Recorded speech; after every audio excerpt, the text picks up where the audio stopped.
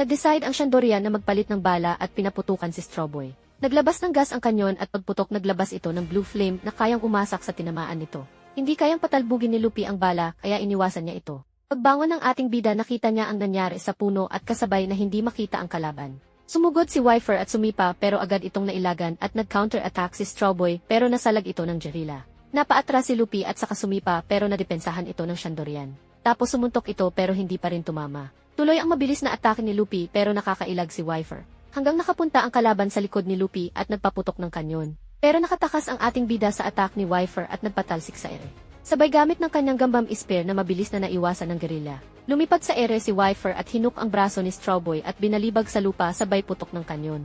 Mabilis umiwas si Luffy at pinahaba ang kanyang braso. Tapos ginamit niya ang kanyang gambam bazooka at nakipagsabayan kay Wifer. Kaya parehas na tumalsik ang dalawa sa kanilang natamong atake at parehas na bumagsak sa lupa. Tabla ang laban ng dalawa at saka sila parehas na bumangon.